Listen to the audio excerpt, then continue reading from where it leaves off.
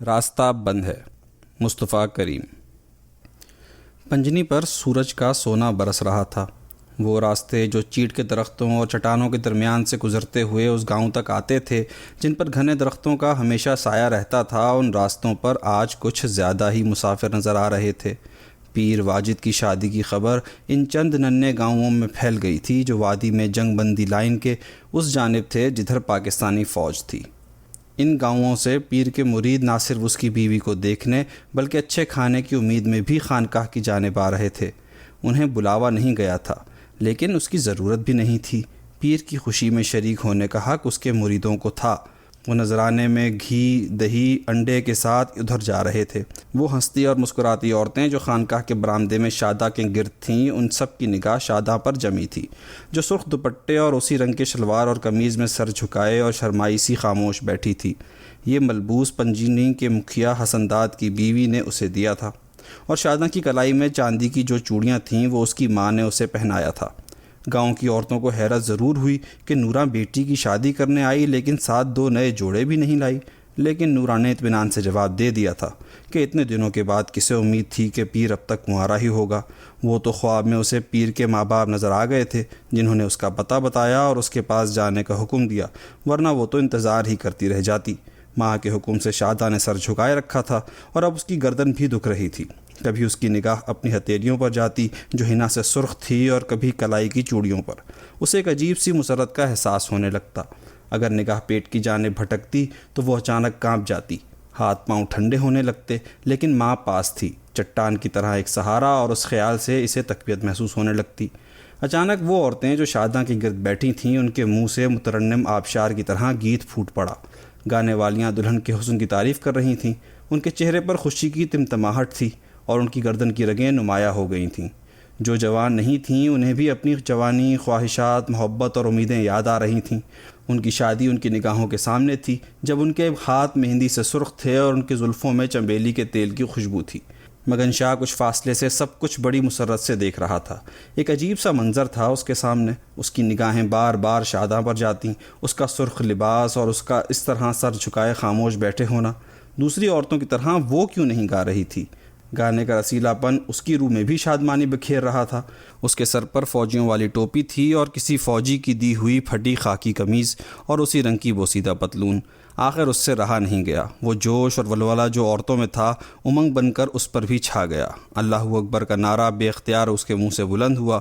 گاؤں کے مکھیا حسن داد نے اس بات میں سر ہلایا اور گاؤں کے 2-3 چھوکرے جو پاس ہی ادھر ادھر بھاگ رہے تھے انہوں نے بھی نعرہ دہرا دیا، سچا ہے تو مگن شاہ، اس بیلے اللہ کی بڑائی ضرور یاد آتی ہے۔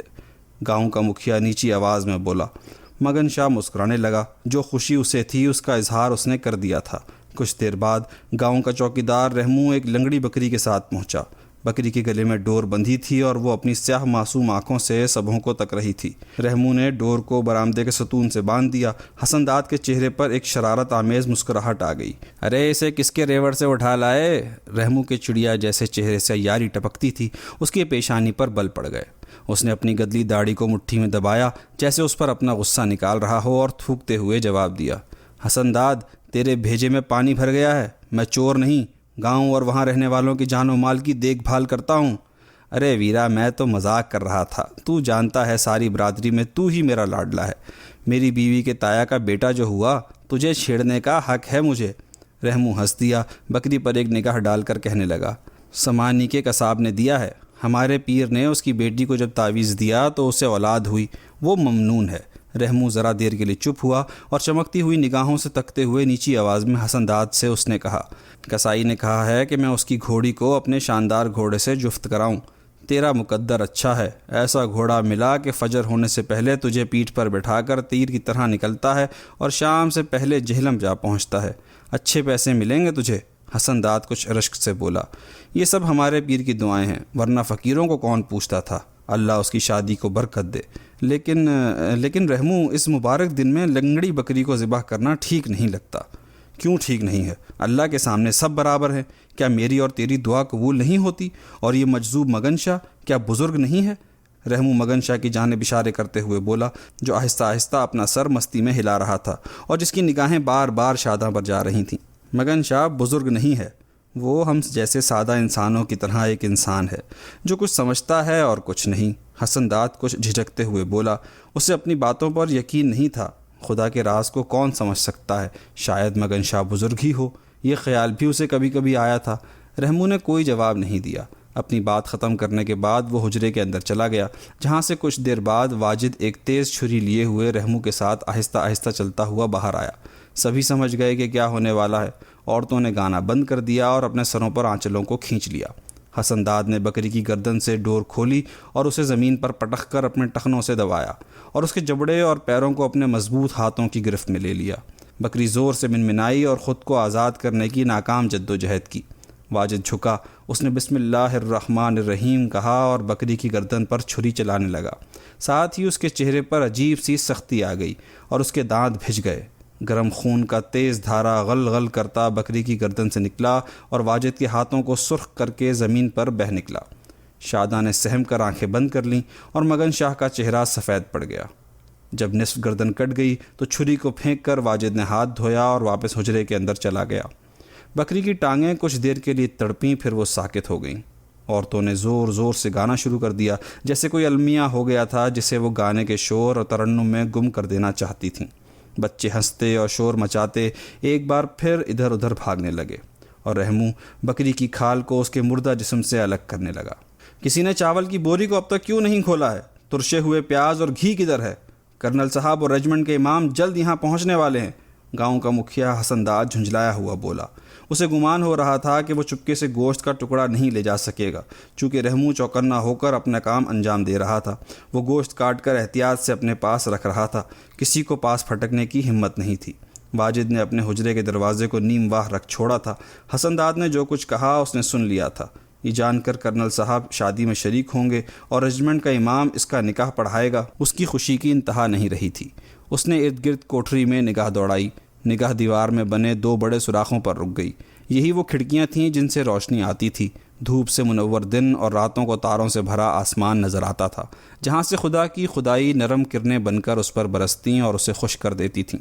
اس مسرت میں اس کے پہلو میں بیٹھی اب شاداں بھی شریک ہوگی۔ وہ اسے شادی کی ذمہ داریوں کو سمجھائے گا اور نماز اور قرآن پڑھنے کی تربیت دے گا۔ اپنے نئے مشاغل کے تصور سے ایک عجیب سی وجدانی کیفیت اس پر چھا گئی۔ اس وجد میں وہ گرم احساس بھی شامل تھا جو شاداں سے جسمانی رشتے کا خیال اس کے دل میں لے آیا تھا۔ نوراں کے جانے سے پہلے میں اس کے جسم سے وہی خوشی کیوں نہ حاصل کر لوں جو مجھے ماضی میں ملی تھی۔ گناہ کے اس تصور سے اس کا جسم تھرا گیا۔ نیم واہ دروازے سے جو ہلکی سی دن کی روشنی آ رہی تھی، اس میں حجرے کے دیوار پر اللہ اور محمد لکھا نظر آیا۔ واجد نے ندامت سے اپنا سر ہلایا اور اپنی سوچ پر خود کو ملامت کیا۔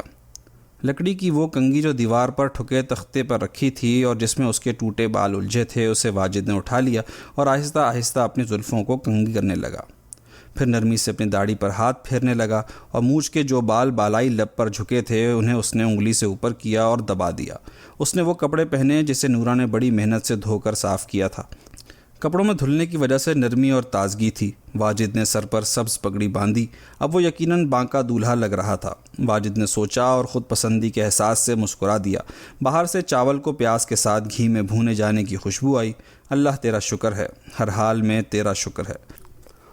دروازے پر دستک ہوئی اور وہ آہستہ سے کھلا۔ واجد کو وہاں کرنل حنیف وردی میں ملبوس، مکھیا حسن داد اور رجمنٹ کے امام کھڑے نظر آئے۔ امام رجمنٹ میں ایجوکیشن افسر تھا، اس لیے وہ بھی وردی پہنے ہوئے تھا۔ سبوں نے السلام علیکم کہا۔ پیر صاحب آج کا دن مبارک ہے، باہر تشریف لائیے۔ واجد آہستہ آہستہ چلتا ہوا باہر آ گیا۔ اس کے چہرے پر وقار تھا۔ اس نے ادھر ادھر نگاہ نہیں ڈالی۔ وہ کھوئی ہوئی کوئی چیز کی تلاش میں تھا، کوئی ایسی ماورائی طاقت جو اس کے سامنے آ جائے اور کہے کہ جو کچھ ہو رہا ہے وہ ٹھیک ہے، اس عمر میں بھی شادی کرنا درست ہے، اس مجمع میں جو لوگ ہیں وہ تم پر ہنس نہیں رہے ہیں، جائز کام پر خدا بھی خوش ہوتا ہے، اپنے تخم سے انسان پیدا کرنا تمہارا بھی فرض ہے۔ وہ اس چارپائی پر بیٹھ گیا جو خانقاہ کے آنگن میں رکھی گئی تھی اور جس پر دری اور ایک بوسیدہ لیکن صاف اور منقش چادر بچھا دی گئی تھی۔ اس کے پاس کرنل حنیف اور رجمنٹ کے امام بھی بیٹھ گئے۔ واجد کی نگاہیں برآمدے میں بیٹھی عورتوں پر پھسلی۔ شاداں سر جھکائے بیٹھی تھی اور اس کا چہرہ سرخ دوپٹے سے چھپا تھا اور نورا کے چہرے پر مسکراہٹ تھی۔ دور افق میں سورج پہاڑوں کے پیچھے جا چکا تھا اور اس کی چوٹی پر سارے درخت افق کی سرخی میں ڈوب کر سرخ ہو چکے تھے۔ کرنل حنیف سرگوشیوں میں رجمنٹ کے امام کے کان میں کچھ بولا۔ امام نے سنجیدگی سے سر ہلایا اور اس نے واجد سے کہا، شاہوں کے پیر جلد شام کی تاریکی چھا جائے گی، مناسب ہوگا اگر نکاح پڑھا دیا جائے۔ بہتر، واجد نے دھیمی آواز میں جواب دیا۔ رجمنٹ کے امام نے اپنی ٹوپی کو ذرا ترچھا کیا، جو بچے بھاگ دوڑ رہے تھے انہیں ڈانٹ کر چپ کرایا، اور علی کو اور رحمو کو بطور گواہ لے کر شاداں کے پاس تیز چلتا ہوا گیا۔ شاداں کے گرد بیٹھی عورتیں سمٹ گئیں۔ رجمنٹ کا امام محترم آواز میں شاداں سے بولا کہ اس کا نکاح پیر سید واجد شاہ سے ان 2 گواہوں کی موجودگی میں پڑھایا جا رہا ہے، کیا اسے قبول ہے؟ شاداں نے نیچی آواز میں ہاں کہہ کر اس بات میں سر ہلا دیا۔ امام نے 3 بار اپنی بات کو دہرایا اور تینوں بار شاداں نے وہی کیا۔ اسے کیوں عذر ہوتا؟ وہ جس منجدھار میں بہہ رہی تھی اس میں اس کی ہاں اور نا کی اہمیت ہی کیا تھی؟ اس کے علاوہ دنیا میں اسی طرح ہوتا آیا تھا اور اب وہی ہو رہا تھا۔ شادہ کی ہاں سننے کے بعد رجمنٹ کا امام واجد کے پاس وقار سے چلتا ہوا آیا۔ اس نے آنکھیں بند کیں اور متبرک آواز میں قرآن کی آیت پڑھی اور واجد سے سوال کیا کہ شاداں اسے بطور بیوی قبول ہے؟ واجد نے امام سے بغیر آنکھیں ملائے ہاں کہہ دیا۔ اس عمل کو 3 بار اس کے سامنے بھی دہرایا گیا اور تینوں بار واجد نے وہی جواب دیا۔ سبھوں کی نگاہیں واجد پر تھیں، خاص کر عورتیں دزدیدہ نگاہوں سے اس خوبرو پیر کو دیکھ رہی تھیں جو بہت سنجیدہ تھا اور جس کی نگاہیں زمین پر گڑی تھیں۔ مگن شاہ اس ساری کارروائی کو بڑی دلچسپی سے دیکھ رہا تھا۔ دلہن جو اپنے سرخ جوڑے میں بڑی حسین لگ رہی تھی اور اس کا آقا جو سر جھکائے خاموشی سے احکامات سنتا رہا تھا، اور پھر اتنے سارے لوگوں کا جمع ہونا۔ مگن شاہ مسکراتا ہوا سب کچھ دیکھ رہا تھا۔ اس نے اچانک اللہ اکبر کا نعرہ لگایا۔ خانقاہ میں آئے ہوئے مریدوں نے بھی اس کا ساتھ دیا۔ نعرے سے فضا تھرا گئی، درختوں پر بیٹھی چڑیاں اڑ گئیں، دوڑتے بھاگتے لڑکے بھی سہم کر رک گئے۔ پھر سبھوں نے دعا کے لیے ہاتھ اٹھا کر پیر واجد اور اس کی دلہن کی مسرتوں کے لیے دعائیں مانگیں۔ مارے خوشی کے نوراں کے چہرے پر آنسو بہہ آئے۔ اسے اپنی خوش بختی پر یقین نہیں آ رہا تھا۔ خوشی کے لمحات نے ماضی کی اذیتوں کو اس وقت گم کر دیا تھا۔ وہ اپنے داماد کو دل ہی دل میں دعائیں دے رہی تھی جس نے اس کی آبرو رکھ لی تھی۔ اس نے شاداں کے ماتھے کو چوما اور اسے سینے سے لگا لیا۔ اسے نورا نے سمجھا دیا تھا کہ اگر وہ احتیاط سے کام لے گی اور خاوند کی خدمت گزار ہوگی تو اس پر کوئی مصیبت نہیں آئے گی۔ مرید باری باری آئے اور جھک کر واجد کو سلام کیا اور مبارکباد دی۔ شادی مبارک ہو، تمہاری بیوی کو ہمیشہ خوشی ملے، تمہاری نسل کا ہر مرد بزرگ ہو۔ واجد خاموشی سے سنتا رہا، اس کی نگاہیں زمین کی جانب جھکی رہیں۔ ماضی میں جو کچھ اس نے کیا تھا اسے خدا معاف کر چکا تھا، اور وہ اب جو کر رہا تھا اس میں کوئی برائی نہیں تھی۔ کرنل حنیف بھی خوش تھے۔ اس شام وہ اپنی اس کمپنی کے معائنے کے لیے جا رہے تھے جو پہاڑی کی دوسری جانب تھی۔ راستہ خانقاہ کے پاس سے بھی جاتا تھا، اس لیے وہ شادی میں نہ صرف شریک ہوئے بلکہ اپنے ساتھ قوالوں کی اس ٹولی کو بھی لے آئے تھے جسے ان کے رجمنٹ کی تفریح کے لیے بھیجا گیا تھا۔ جو عقیدت انہیں پیر واجد سے تھی اس کی بنا پر وہ اس کی شادی کو ہر طرح سے لطف انگیز بنانا چاہتے تھے۔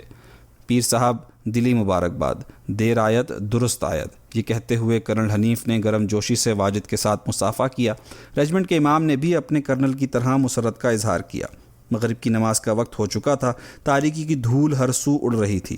نمازوں کے لیے چٹائیاں بچھا دی گئیں۔ رجمنٹ کا امام چونکہ واجد کا مہمان تھا اس لیے واجد نے اسے امامت کے لیے کہا، لیکن اس نے انکار کر دیا اور کرنل حنیف سے درخواست کی کہ وہ اس فرض کو انجام دیں، لیکن وہ نہیں مانے۔ مرید بھی تیمم کر کے صف میں شامل ہو گئے اور عورتیں خانقاہ کی کوٹری میں نماز کے لیے چلی گئیں۔ مگن شاہ کی نگاہیں سجی سجائی شاداں پر جمی تھیں۔ وہ اس کی موجودگی سے بھی بے خبر تھی۔ جو کچھ ہو رہا تھا وہ کبھی اس کے تصور میں بھی نہیں آیا تھا۔ سارے واقعات عجیب و غریب تھے۔ نماز کے بعد سبھوں کی دعوت ہوئی۔ گاؤں کے سادہ لوگ جنہیں 2 وقت کی روٹی بھی بمشکل نصیب ہوتی تھی ان کے لیے پلاؤ اور قورمہ نعمت تھی۔ سبھوں نے دل کھول کر کھایا، لیکن کرنل حنیف نے 2-3 لقمے کھا کر ہاتھ روک لیا۔ بس خانقاہ میں پیٹ کی دوزخ بجھانے نہیں آتا ہوں، یہاں تو پیر صاحب کے ذریعے اللہ کی رحمت مل جاتی ہے، اسی خیال سے میں یہاں آ جاتا ہوں۔ کرنل حنیف نے بڑی سنجیدگی سے آسمان کی جانب تکتے ہوئے کہا۔ بالکل درست کرنل صاحب، رجمنٹ کا امام شوربے سے شرابور انگلیوں کو چاٹتے ہوئے خوشامد سے بولا۔ واجد کے چہرے پر ایک دھیمی مسکراہٹ آ گئی۔ کرنل حنیف واجد کے ہاتھ کو پکڑ کر بولا، چپشا، اس ویران جگہ میں آپ کی موجودگی ایک معجزہ ہے۔ یہ آپ کی برکتیں ہیں جن کی وجہ سے ان لوگوں کو اس وقت پلاؤ اور قورمہ کھانے کو ملا ہے۔ جذبات کی شدت سے کرنل حنیف کا گلا رند گیا تھا۔ کرنل صاحب، آپ کی شخصیت بھی بڑی اہم ہے۔ سچ تو یہ ہے کہ آپ دونوں ایک ہیں۔ پیر صاحب کی کھوج ہوگی تو آپ مل جائیں گے، اور آپ کی تلاش ہوگی تو پیر صاحب نظر آئیں گے، بٹالین کا امام جوش سے بولا۔ بے شک بے شک۔ کرنل حنیف کی خوشی کا ٹھکانہ نہیں رہا۔ لوگ ان کی اہمیت کو سمجھ گئے تھے۔ فوجی افسروں کی بڑائی کا لوگوں کو یقین تھا، ورنہ ایسی بات سننے میں کیوں آتی؟ ارے قوال کدھر ہیں؟ ان سے کہو گانا شروع کریں۔ کرنل حنیف نے اندھیرے میں ادھر ادھر دیکھتے ہوئے کہا۔ قوال ہارمونیم اور ڈھولک کے ساتھ سامنے آ کر اس دری پر بیٹھ گئے جو ان کے لیے بچھائی گئی تھی۔ ہارمونیم پر سے مخملی غلاف اتارا گیا اور ڈھولک کی رسیوں کو ایک نے کسا۔ چند افراد موٹی موٹی خشک شاخیں لے آئے اور انہیں جلا کر آگ بھڑکا دی۔ شعلے لپکتے ہوئے اٹھے جیسے تاریکی سے ہم آغوش ہونا چاہتے ہوں۔ تاریکی لرزتی ہوئی دور ہو گئی۔ ارد گرد جو بھی تھے ان کے چہروں پر اندھیرے اور اجالے کا رقص ہونے لگا۔ عورتیں مشتاقانہ قوالوں کو تکنے لگیں۔ ایسی رونق ان کی زندگی میں نہیں آئی تھی۔ شاداں جو اب تک سر جھکائے بیٹھی تھی وہ بھی اس آگ کو تکنے لگی جس میں خشک لکڑیاں سسک رہی تھیں۔ لیکن اس آگ کے شعلوں کو دیکھ کر مگن شاہ جو سپاہیوں کے درمیان کھڑا تھا وہ ڈراؤنی چیخیں مارتا ہوا وہاں سے بھاگا اور دور جا کر دم لیا۔ کرنل حنیف کو بڑی حیرت ہوئی۔ اسے کیا ہو گیا ہے؟ انہوں نے پوچھا۔ کرنل صاحب، مگن شاہ کو آگ سے بڑا ڈر لگتا ہے۔ اللہ کا بھید اللہ ہی جانے۔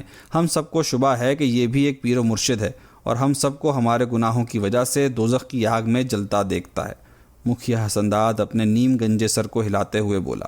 اس کے موٹے چہرے پر بلا کی سنجیدگی تھی اور اپنی سمجھ کے اظہار سے طمانینت بھی تھی۔ غضب خدا کا، کیسے احمق اور جاہل لوگ دنیا میں ہیں۔ یہ خپتی چھوکرا پیر و مرشد کے مقام کو پہنچا دیا گیا۔ اگر ہمارے چپ شاہ یہاں نہیں ہوتے تو یہ سارے وحشیوں کی طرح اعضائے تناسل کی پرستش کرتے ہوتے۔ کرنل حنیف کو غصہ آ گیا تھا۔ صوم و صلات کا پابند ہونے کے باوجود انہیں بھی ان گناہ گاروں میں شامل کر لیا جائے گا جو جہنم کی آگ میں جلیں گے۔ ایسی بات تھی جسے برداشت کرنا ناممکن تھا۔ غصے سے ان کے بھچے ہوئے لب اور ابروؤں کو دیکھ کر حسندار ڈر کر سمٹ گیا اور ندامت کی ہلکی سی مسکراہٹ اس کے چہرے پر آ گئی۔ بالکل درست کرنل صاحب، میں نے پاکستان بننے سے پہلے نیپال کی پہاڑیوں پر رہنے والے ایک سادھو کی تصویر دیکھی تھی۔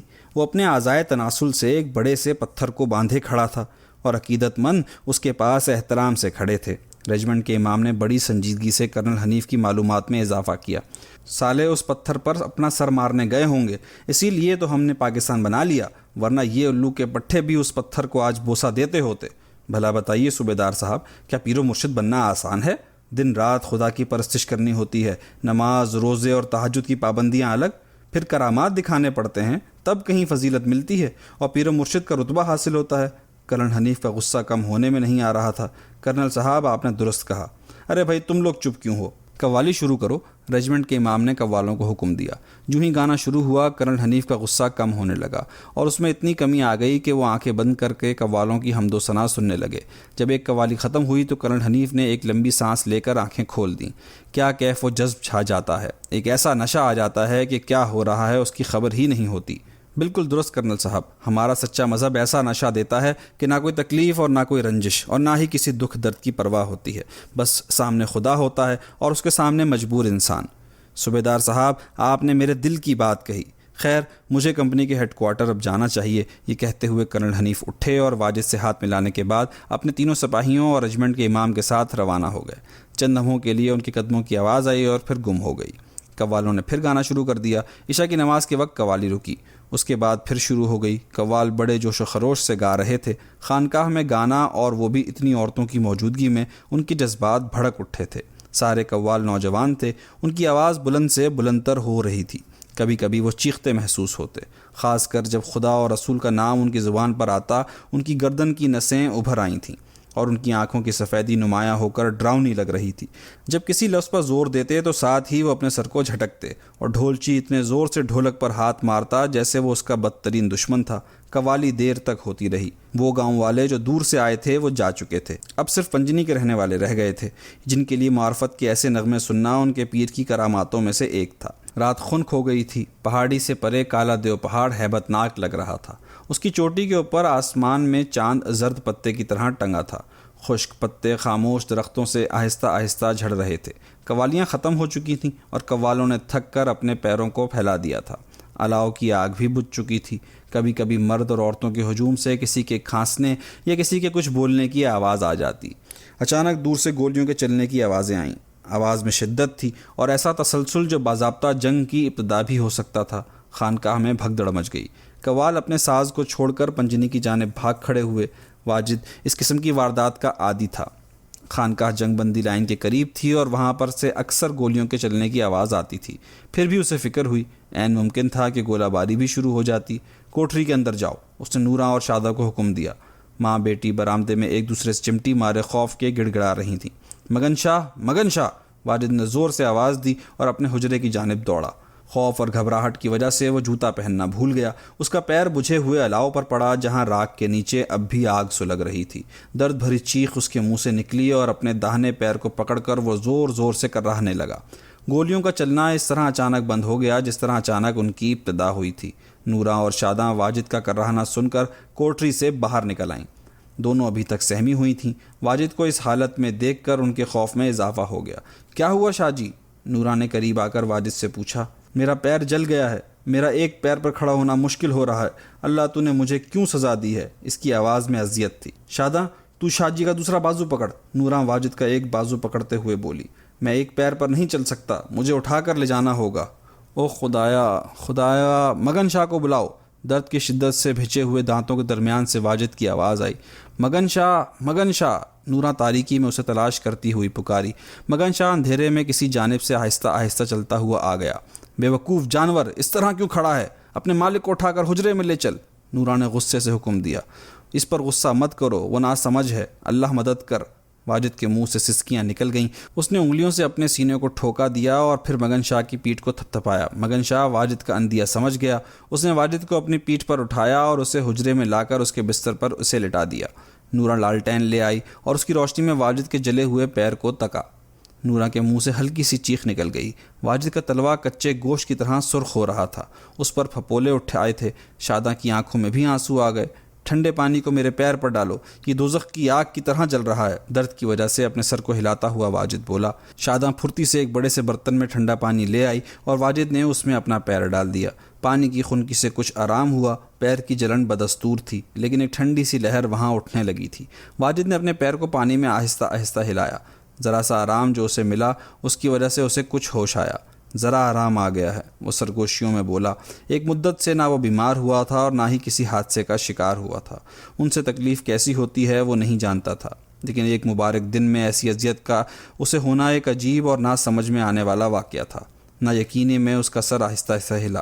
شاہ جی، میں تمہارے پیر پر پسی ہوئی مہندی لگا دیتی ہوں، اس کی ٹھنڈک سے تمہیں ضرور آرام ملے گا، نوراں نے رائے دی۔ جو بھی مناسب ہو کرو، واجد نے التجا کی۔ نوراں وہ مہندی لے آئی جو شاداں کے ہاتھ اور پیروں پر لگانے کے بعد بچ رہی تھی۔ اسے وہ واجد کے پیر پر آہستہ آہستہ لگانے لگی۔ اس کی انگلیاں نرمی سے سرک رہی تھیں۔ ان پیروں کو کبھی اس نے چوما تھا، سینے سے لگایا تھا، ان کی گرمی اور سختی سے وہ واقف تھی۔ وہ دن اسے یاد آ گئے اور ایک ہوک اس کے دل میں اٹھی، لیکن اس نے ضبط کر لیا۔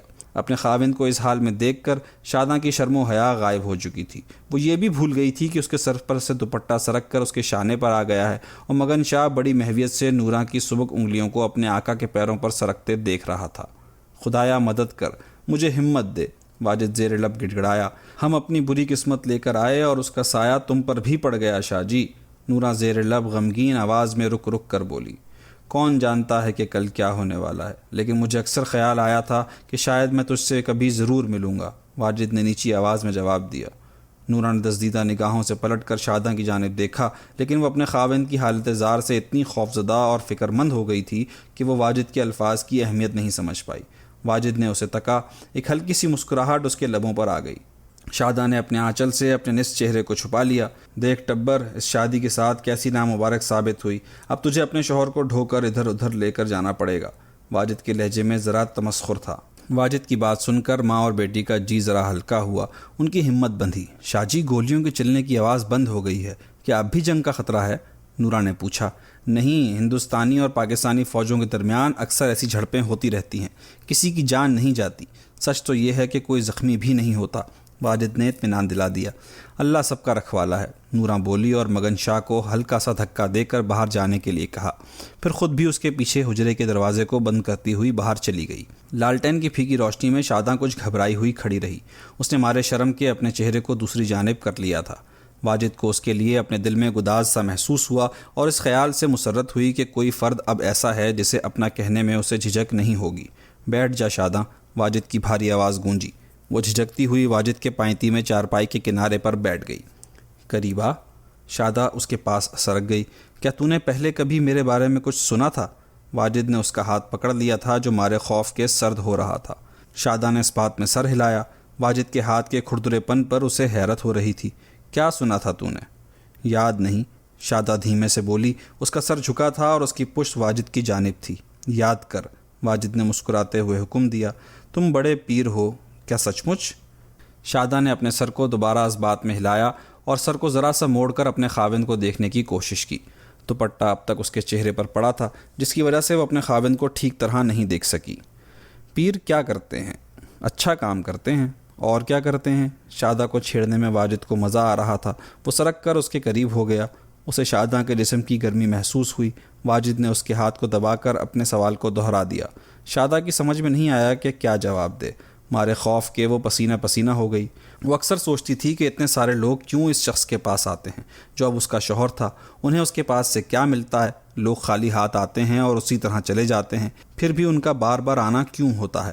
شاداں نے کوئی جواب نہیں دیا۔ واجد کی آواز پھر ابھری، پیر کی دعائیں خدا سنتا ہے، جن کے لیے دعا مانگی جاتی ہے انہیں آرام مل جاتا ہے، خدا کی مہربانی ان پر ہونے لگتی ہے اور اس کے بعد وہ اچھے انسان بھی بن جاتے ہیں۔ تو نمازیں پڑھا کرے گی نا؟ ہاں، شاداں نے دھیمے لہجے میں یقین کے ساتھ کہا۔ واجد کو یاد آیا کہ یہی نصیحت اس نے نورہ کو اس وقت دی تھی جب وہ اس کی محبوبہ تھی، اور اس نے بھی اسی طرح جواب دیا تھا۔ نورہ کے تصور سے شاداں کے لیے اس کے گرم جذبات سرد ہونے لگے۔ ماضی کا گناہ اسے یاد آیا اور واجد کو بے چینی سی ہوئی، جسے مٹانے کے لیے اس نے شاداں کو اپنے سینے سے بھینچ لیا۔ اسے واجد کے دل کی دھڑکن طوفانی ہوا کے تھپیڑوں کی طرح سینے سے ٹکراتی ہوئی محسوس ہوئی۔ واجد کی گرم سانس اس کے چہرے کو جلانے لگی۔ تیری ماں اچھی عورت ہے، تو بھی اسی کی طرح اچھی ہوگی۔ کوئی اور وقت ہوتا تو شاداں کو اپنی تعریف سن کر خوشی ہوتی، لیکن اس وقت جو ہونے جا رہا تھا اس کے خوف سے وہ لرز رہی تھی۔ اسے خاوند کا مضبوط جسم اسے پیستا ہوا محسوس ہوا۔ واجد نے شاداں کی پیشانی کو چوما اور پھر اس کے خشک لبوں کو، جہاں اس وقت کوئی خواہش نہیں تھی۔ وہ گرمی جو دہکتے جذبات کو جذب کرنے کا احساس دیتی ہے، وہ وہاں نہیں تھی۔ شاداں نے اپنے خوابوں میں اکثر جوان مردوں کو دیکھا تھا، جن کے چکنے چہرے اسے حاصل کرنے کی خواہش سے سرخ ہوتے تھے، جن کے لبوں پر پیار کے الفاظ پھول کی طرح کھلے ہوتے تھے، جو اس کے جسم کو نرمی سے ٹٹولتے تھے، لیکن اس وقت اپنے خاوند کے بازوؤں میں اس کا دم گھٹ رہا تھا۔ اس کی داڑھی کے سخت بال اس کے چہرے کو چھیل رہے تھے اور اس کے سر کے لمبے بال اس طرح اس کے چہرے کے گرد لٹک آئے تھے کہ وہ کوئی بھیانک اور خونخوار فرد لگ رہا تھا۔ وہ اس کے پستان، ران اور کولے کو سختی سے مسل رہا تھا۔ مارے ڈر کے شاداں کا جسم جکڑ گیا۔ واجد نے اس کی شلوار کا آزاربند کھولا اور شلوار کو کھینچ کر اس کے جسم سے الگ کر کے شاداں کی ٹانگوں کو پھیلانے کی کوشش کی۔ باہر سے ایک چیخ آئی، ایک ایسی چیخ جو مرد کے منہ سے عورت کے جسم سے لذت حاصل کرتے وقت کبھی کبھی نکلتی ہے۔ یہ آواز مگن شاہ کی تھی۔ واجد کو محسوس ہوا کسی نے اس کے سینے پر لات مار دی ہے۔ یقیناً مگن شاہ اور نورہ ہم بستری کر رہے تھے، واجد نے سوچا، اور ساتھ ہی حسد کے شعلے اس کے روح میں لپکے۔ اس کے بازو شاداں کے گرد ڈھیلے پڑ گئے۔ بیوی کے جسم کی کشش باقی نہیں رہی، کوئی اور ہی آگ اسے جلانے لگی۔ واجد چارپائی پر سے اترا اور لنگڑاتا ہوا حجرے کے دروازے کو تڑاق سے کھولتا ہوا باہر نکلا۔ اندھیرے میں مگن شاہ اپنی چارپائی پر سکڑا نیند سے بے سدھ پڑا تھا۔ بکریوں کے بال سے بنا کمبل اس کے جسم سے سرک آیا تھا۔ مگن شاہ کر رہا اور پھر اس نے کروٹ بدلی۔ اس سے کچھ فاصلے پر نورہ اپنی چارپائی پر بیٹھی تھی۔ تاریکی کی وجہ سے اس کا چہرہ نظر نہیں آیا۔ اس نے مڑ کر واجد کو دیکھا اور تمسخرانہ بولی، وہ نیند میں کچھ دیکھ رہا ہے شاہ جی۔ ساتھ ہی وہ ہنسی۔ واجد کا بدبودار حسد ننگا ہو کر سامنے آ گیا تھا۔ مارے شرم کے اس کے جسم پر ٹھنڈا پسینہ بہہ آیا۔ اسے بلا کی کمزوری محسوس ہوئی اور وہ پیر جو جلا تھا اور جسے واجد گھسیٹتا ہوا آیا تھا، اس میں شدید جلن محسوس ہوئی۔ وہ لنگڑاتا ہوا واپس حجرے کے اندر آیا اور قبل اس کے کہ شاداں اس سے کسی کے چیخنے کی وجہ پوچھتی، واجد نے اسے اپنے بازوؤں میں لے کر اس کے جسم سے تسکین حاصل کرنے کی کوشش کی، لیکن اس کے اندر کا مرد ٹھٹر گیا تھا۔ نورہ کی تمسخر بھری آواز اور اس کی ہنسی واجد کی پاک دامنی کو چاک کر چکی تھی۔ وہ اب بھی ایک ادنا انسان تھا، بدکاری اب بھی اس کی فطرت میں تھی۔ ان خیالات سے اس کے اندر کا مرد ٹھٹر گیا تھا، وہاں جیسے جان ہی نہیں تھی۔ اس نے شاداں کو چوما اور اس کے جسم کے مختلف حصوں کو مسلا، لیکن سب کچھ بے سود رہا۔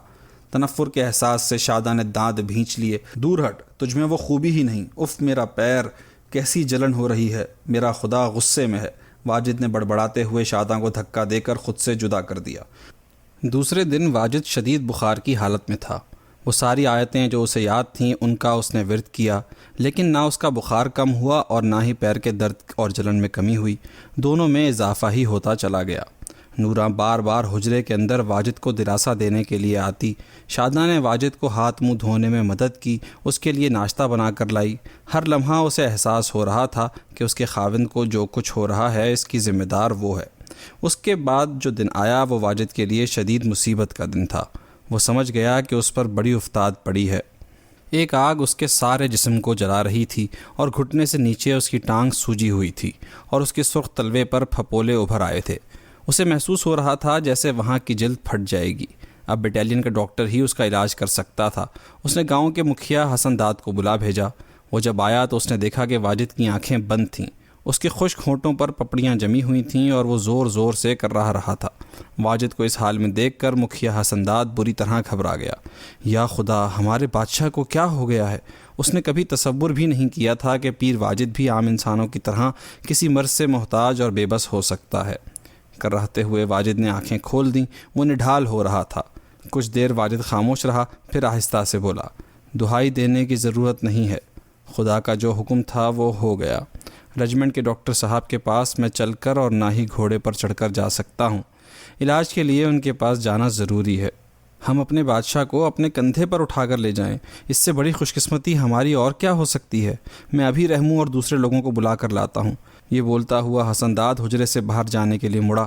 نورا نے اسے اشارے سے روکا اور بولی، ہم دونوں بھی شاہ جی کے ساتھ جائیں گے، لیکن واجد نے ہاتھ اٹھا کر منع کر دیا۔ حسن داد وجہ سمجھتا تھا۔ وہ اپنے نیم گنجے سر کو سہلاتا ہوا بولا، راستہ کٹھن ہے، کون جانے وہاں کتنی دیر ہو جائے۔ اندھیرا ہونے کے بعد اپنی فوج کی گشتی نکل پڑتے ہیں، اور کبھی کبھی دشمن کے سپاہی بھی چوری چھپے ادھر آ نکلتے ہیں۔ اپنی زندگی سے کھیلنے کا کوئی فائدہ نہیں ہے۔ لیکن وہ خانقاہ میں شاداں کے ساتھ تنہا رہ جانے سے ڈر رہی تھی۔ فکر مت کرو، خانقاہ میں آنے کی کسی کو ہمت نہیں ہوتی ہے۔ گاؤں سے کوئی عورت رات بیلے یہاں سونے کے لیے آ جائے گی۔ نورا چپ ہو گئی۔ اس کی پریشانی دور نہیں ہوئی تھی۔ قسمت ایک بار پھر دھوکہ دے جائے گی، اس کے وہم و گمان میں بھی نہیں تھا۔ میں ابھی چارپائی لے کر آتا ہوں، ہم اپنے بادشاہ کو سیدھے رجمنٹ کے ڈاکٹر کے پاس لے جا کر دم لیں گے۔ حسن داد بولا اور چلا گیا۔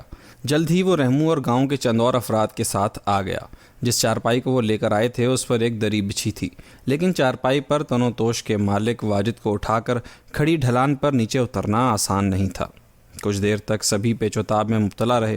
رحمو کی نگاہ مگن شاہ پر گئی، جو اداس محویت سے سب کچھ دیکھ رہا تھا۔ رحمو نے اشارے سے مگن شاہ کو بتایا کہ وہ واجد کو اپنی پیٹھ پر بٹھا کر نیچے چلے۔ مگن شاہ نے فوراً حکم کی تعمیل کی۔ وہ جھکا۔ گاؤں کے لوگوں نے واجد کو مگن شاہ کی پیٹھ پر چڑھنے میں مدد کی۔ جو ہی مگن شاہ اپنے بوجھ کو اٹھا کر سیدھا ہوا، اس کے منہ سے اللہ اکبر کا نعرہ بلند ہوا۔ گاؤں کے اور لوگوں نے بھی اس کا ساتھ دیا۔ وہ خمدار پگڈنڈی جو چٹانوں کے درمیان ڈھلان پر نیچے جاتی تھی، اس پر بڑی احتیاط سے مگن شاہ آہستہ آہستہ اترنے لگا۔ گو اسے ڈھلان سے خوف آتا تھا، لیکن اپنی پشت پر آقا کے بوجھ سے اس کا ڈر کم ہو گیا تھا۔